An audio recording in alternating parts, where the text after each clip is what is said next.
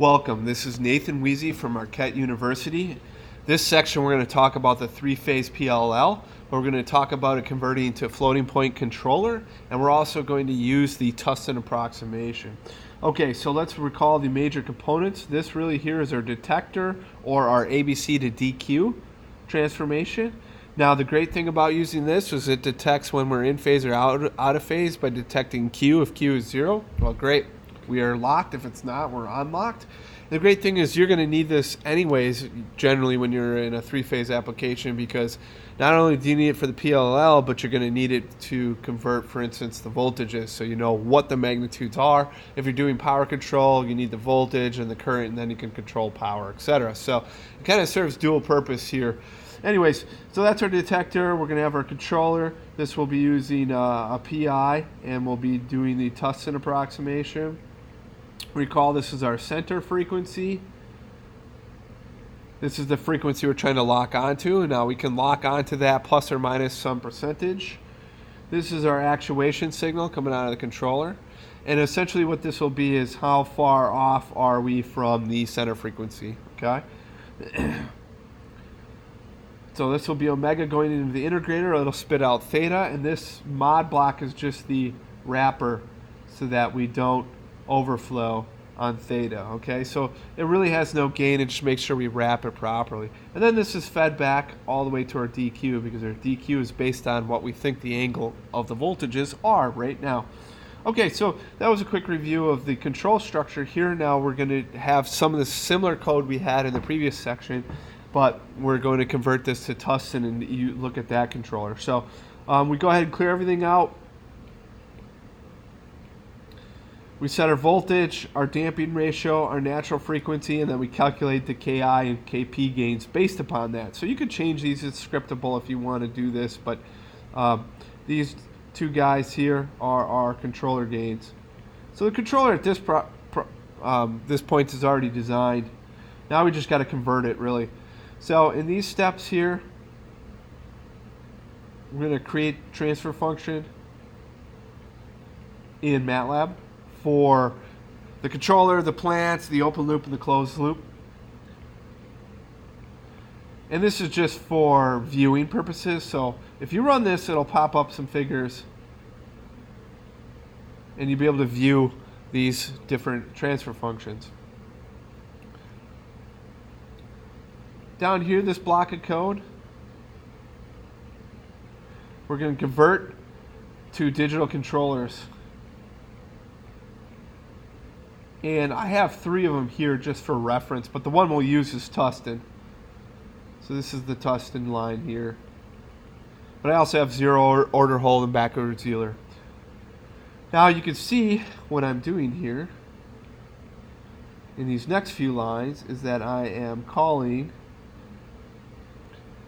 I'm asking for the numerator and denominator coefficients of the digital version in the Tustin approximation, and then I'm calling single, which essentially creates a single precision floating point number of those coefficients, which I can then port directly into C code. So this generates C code right here for us to copy and paste.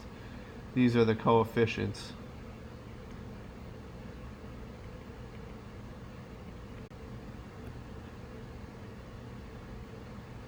So again, these generate the coefficients for it and print this out. Let's take a look and see what they print out. Print out these floating point numbers in text right on the screen. You can copy and paste this directly into your C controller code then when you're developing it. All right, so let's take a look and see how these match up. Of course, you can see A1 and A0 are 1 and negative 1. You can see how those match. Directly in the denominator, we have 1 right here and minus 1. Okay, that's awesome. And then we have our 5.29, and we also have our minus 5.5, 8275. So you can see we're implementing a controller here. We have a 0 at 0.95 and a pole at 1, so we should have good internal stability. Now let's take a look and see what type of response we're going to have for various types of conditions using this Tustin approximation. Now these gains were a little bit different than the ones from the backwards Euler. So we're going to have a voltage step at time 0.1. So you can see the voltage step on the d-axis shows up right here. You're also going to see it show up in the actual voltage down here in red. And it is actually happening in blue and yellow, but it's a little bit harder to see because of the digitization. But it's a pretty steep step. And you can see here, all it actually does is a balanced change, so all three voltages experience it. So you don't see anything on Q, it's just humming along, working perfectly. And of course, since Q doesn't change, either does the output, we're locked on completely. And of course, the phase doesn't change because U is not changing, so we're locked here. And you can see, of course, our digitization here. We're having good signals for the phase, and we are completely locked on. And this transient's pretty easy to do with this controller. Since it doesn't affect Q, it's not going to affect U or anything. So let's check a different transient here. We have the line voltages here are going to experience all three of them experience a phase shift at 0.21. If we go ahead and zoom in and look, you can see that the three voltages, this is a pretty extreme case, are jumping ahead in phase. So what you see here is this is the d-axis. This experiences a jump here, but it actually settles down pretty quickly. You can see that Q comes out of lock immediately, which means the controller output immediately jumps up to try to correct it. So this is the controller output. And what it's trying to do is speed up essentially the VCO or the integrator so that we can speed up the phase and catch up with where we were at. And you can actually see that right here. You can see instead of the phase being nice and linear, it has this little hump because the output of the controller is saying, hey, you need to speed up and catch up. And of course, as we get closer to the actual phase, we kind of undershoot just a little bit, and then we come back up and lock on. So after about, let's call it 1 millisecond, right about here, we're pretty much locked again. So from here on over, which is nice. So big transient, we lock pretty well, even in the face of a transient like that. So now let's look at another one. If our line voltages have a 1 hertz step at 0.31. So what's happening here is our voltages over here are at 60 hertz, and then over here they're at a 61 hertz, and it's a hard step. And you can see what happens is you immediately notice it in Q.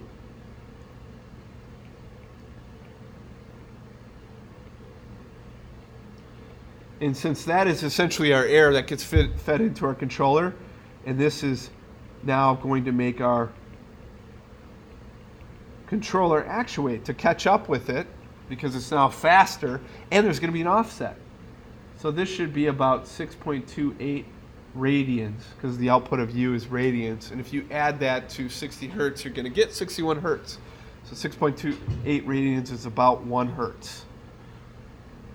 And that'll stay at 1 hertz. Now, one thing I'll note here is, there's a certain range of frequencies you can lock, but, if you're at 59 to 61, most utilities have a way higher tolerance on that. So seeing something out this high away from 60 is a pretty extreme case. So you won't have to worry too much about the width of the capture frequency, meaning do I have to be able to capture like 55 hertz or lock onto 65? You're not going to see that just because other things are going to collapse way before you actually see a frequency like that. All right, lastly, we're going to consider looking at line voltages in response to a 10% voltage imbalance, and that happens at about 0.35. So over here we're balanced, if you look at the three-phase voltages, and then over here we're unbalanced. And it's pretty easy to see. You can see it in the red waveform. It's actually just red. That becomes unbalanced by about 10%. It's 10% lower than the other two phase voltages. And what you see because of this unbalance now is that we have harmonics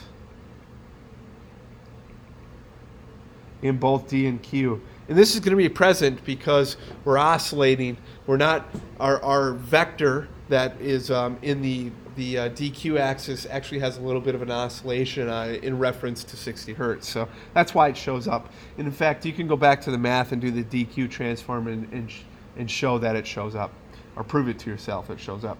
So it's it's okay as long as you maintain the average of Q around 0. In other words, you drive the average of Q to 0, which is what's happening in this case. I mean, there's an oscillation on top of it, but it's centered around 0, which essentially means we are locked. Now, this isn't the most ideal case because if you zoom way in here, you might have just a little bit of phase bending going on, which means that instead of this being straight, it's very hard to see. You might get something like this. Now, it's really drastic here. It's hard to see again, but instead of this being straight, I'll try to make this a little bit more drastic. It's kind of like this, but it's very hard to see.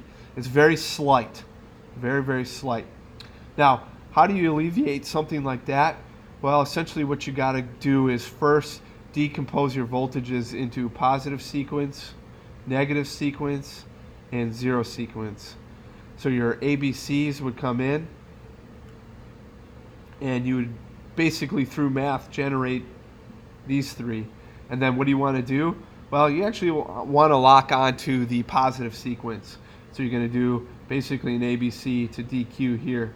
And then you're going to get D and Q. And what you want to do is use Q. You want to lock onto this. Or in other words, drive that to 0. And if you do this is again from power systems, this stuff here, let me point.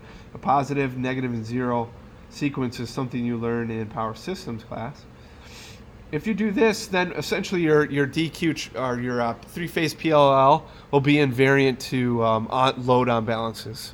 Okay, because the unbalances will only show up here in the 0 sequence and the negative sequence, and they won't show up in the positive sequence. In other words, the positive sequence will always be a set of three-phase balanced voltages, irregardless of if the true ABC voltages on the grid are unbalanced. Okay, and that's good because then in DC you can track your objective. You can lock onto a frequency even in the face of unbalance, which is great. Okay. Thank you for this. Again, this is a conclusion to the three-phase PLL using digital controller with the Tustin approximation. Thank you.